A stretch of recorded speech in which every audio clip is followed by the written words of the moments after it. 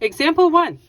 Graph the function of y plus 5 equaling negative 4 times the quantity of x minus 1.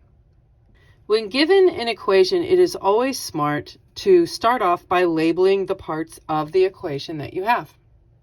So we know that this is the point-slope form of the given equation. And these three numbers are special in their locations. Our plus 5 is the y1. Our negative 4 is our slope. And the minus 1 is our x1. Now that we know what our three numbers are representing, let's start the process. So step 1 said to build the coordinate point, and that came from x sub 1, y sub 1.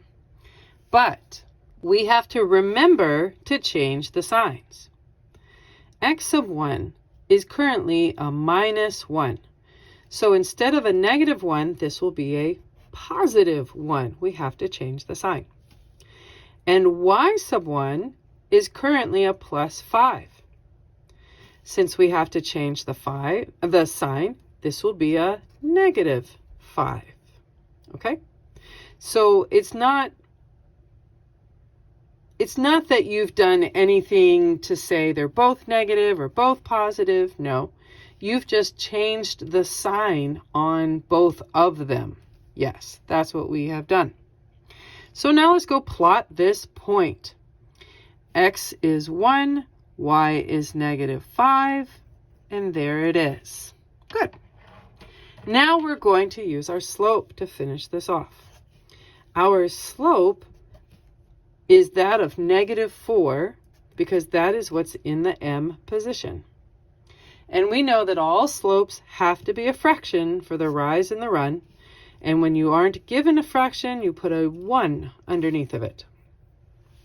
Since this is a negative slope, we know it will travel downward and to the right from our orange original point.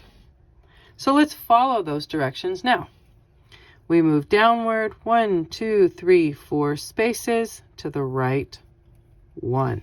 Okay. Now that we have plotted our second point, let's go ahead and use our ruler to connect them.